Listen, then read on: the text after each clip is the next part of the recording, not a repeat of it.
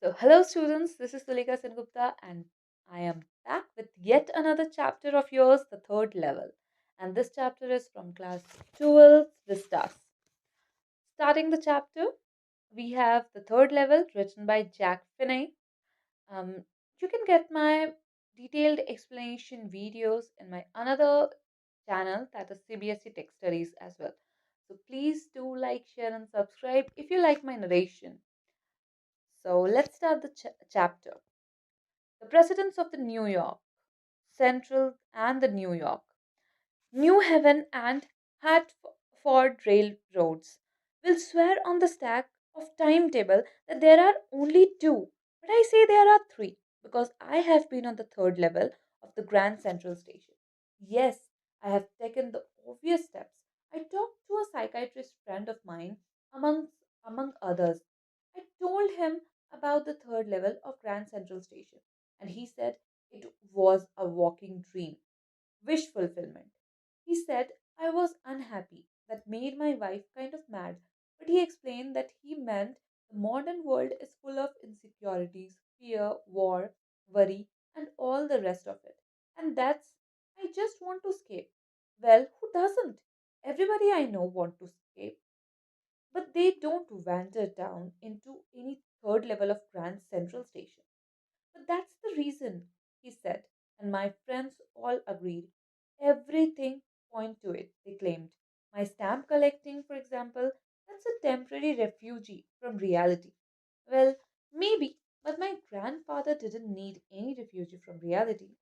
Things were pretty nice and peaceful in his days. From all I hear, and he started my collection. It's a nice collection too. Blocks of four of practically every US issue, first day covers, and so on. President Roosevelt collected stamps too. Anyway, here's what happened at Grand Central. One night last summer, I worked late at the office. I was in a hurry to get uptown to my apartment, so I decided to take the subway from Grand Central because it's faster than the bus. Now, I don't know why this should have happened to me. I'm just an ordinary guy named Charlie, 31 years old, and I was wearing a tan gabardine suit and a straw hat with a fancy band. I passed a dozen men who looked just like me, and I wasn't trying to escape from anything. I just wanted to get home to Louisa, my wife. I turned into Grand Central from Vanderbilt Avenue and went down the steps to the first level, where you take trains like 20th century. Then I walked down another flight to the second level, where the suburban trains leave from, ducked into an arched doorway, heading for the subway, and got lost.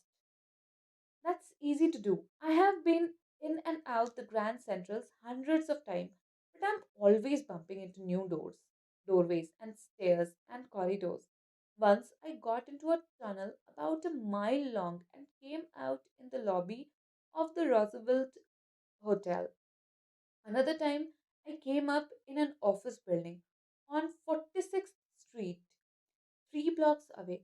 Sometimes I think Grand Central is growing like a tree, pushing out new corridors and staircase like roots. There's probably a long tunnel that nobody knows about, feeling its way under the city right now, on its way to Times Square, and maybe another to Central Park. And maybe because for so many people through the year, Grand Central has been an exit, a way of escape. Maybe that's how the tunnel I got into. But I never told my psychiatrist friend about that idea. The corridor I was in began angling left and slanting downward, and I thought that was wrong. But I kept on walking. All I could hear was the empty sound of my own footsteps, and I didn't pass a soul.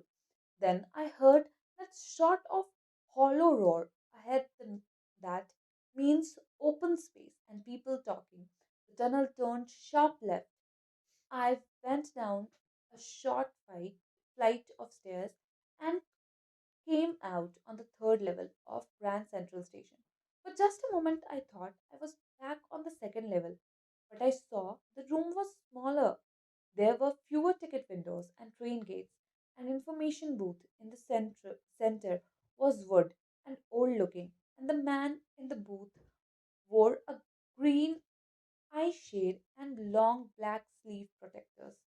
The lights were dim and short of flickering. Then I saw why. They were open flame gas lights. They were there were brass spittoons on the floor, and across the station a glint of light caught my eye. A man was pulling a gold watch from his vest pocket. He snapped open the cover, glanced at his watch and frowned. He wore a derby hat, a black four-button suit with his tiny lapel, and he had a big black handlebar mustache. Then I looked around and saw that everyone in the station was dressed like 1890 something. I never saw so many beards, sideburns, and fancy mustache in my life. A woman walked in through the train gate. She wore a dress with leg of mutton sleeves and skirts to the top of her high buttoned shoes. Back of her, out on the tracks, I caught a glimpse of a locomotive, a very small courier and Eve's locomotive with a funnel shaped stack. And then I knew. To make sure, I walked over to a newsboy and glanced at the stack of papers at his feet. It was the world, and the world hasn't been published for years. The lead story said something, the lead story said something about President Cleveland. I have found that front page since in the public library files and it was printed June 11, 1894. I turned toward the ticket window, knowing that here on third level at Grand Central, I could buy tickets that would take Louisa and me anywhere in the United States we wanted to go. In the year 1894, and I wanted two tickets to Galesburg, Illinois. Have you ever been there? It's a wonderful town still, with big old frame houses, huge lawns, and tremendous trees whose branches met overhead and roofs the street. And in 1894, summer evenings were twice as long, and people sat out on their lawns, the men smoking cigars and talking quietly, the women waving leaf fans, with the fireflies all around. In a peaceful world, to be back there with the First World War still 20 years off and Second World War over 40 years in the future, I wanted two tickets for that. The clerk figured the fare. He glanced at my fancy hat band, but he figured the fare, and I had enough for two coach tickets one way. But when I counted out the money and looked up, the clerk was staring at me. He nodded at the bills. That ain't money, mister, he said, and if you are trying to skin me, you won't get very far. And he glanced at the cash drawer beside him. Of course, the money was old style bills, half again as big as the money we use nowadays, and different looking. I turned away and got out fast. There's nothing nice about jail, even in 1894. And that was that.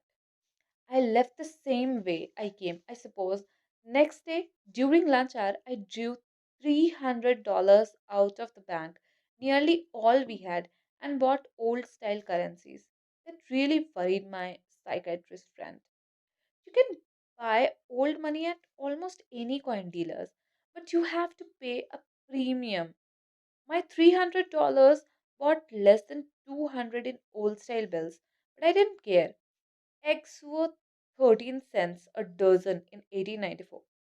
But I have never again found the corridor that leads to the third level at Grand Central Station. Although I have tried often enough, Louisa was pretty worried when I told her all this and didn't want me to look for the third level anymore. And after a while, I stopped. I went back to my stamps, but now we are both looking every weekend because now we have proof that the third level is still there. My friend Sam Winner disappeared. Nobody knew where, but I sort of suspect because Sam's a city boy And I used to tell him about Galsburg. I went to school there, and he always said he liked the sound of the place. And that's where he is. All right, in 1894. Because one night, fussing with my stamp collection, I found, well, do you know what a first day cover is? When a new stamp is issued, stamp collectors buy some and use them to mail envelopes to themselves on the very first day of sale, and the postmark proves the date. The envelope is called a first day cover. They are never opened, and you just put blank paper in the envelope. That night, among my oldest first day covers, I found one that shouldn't have been there. But there it was. It was there because someone had mailed it to my grandfather at his home in Galesburg. That's what the address on the envelope said. And it had been there since July 18, 1894. The postmark showed that. Yet I didn't remember it at all. The stamp was a 6 cent, dull brown, the picture of President Garfield. Naturally, when the envelope came to Granddad in the mail, it went right into his collection and stayed there till I took it out and opened it. The paper inside wasn't blank. It read 941 Willard Street, Galesburg, Illinois, July 18, 1894. Charles, I got to wishing that you were right. Then I got to believing you were right. And Charles, it's true. I found the third level. I have been here 2 weeks, and right now, down the street at the dairy, someone is playing a piano, and they are all out on the front porch singing, seeing Nellie home, and I am invited over for lemonade. Come on back, Charlie and Louisa. Keep looking till you find the third level. It's worth it, believe me. The note is signed Sam. At the stamp and the coin store I go to, I found out that Sam bought $800 worth of old style currency that ought to set him up in a nice little hay fed and grain business. He always said that's what he really wished he could do, and he certainly can't go back to his old business. Not in Galesburg, Illinois, in 1894. His old business? Why? Sam was a psychiatrist. So that was it. If you like my narration and if you heard till last, then please do like, share, and subscribe my channel. I am trying to come up with all the chapters daily. So please like, share, and subscribe if you want my narration on other chapters as well. Thank you very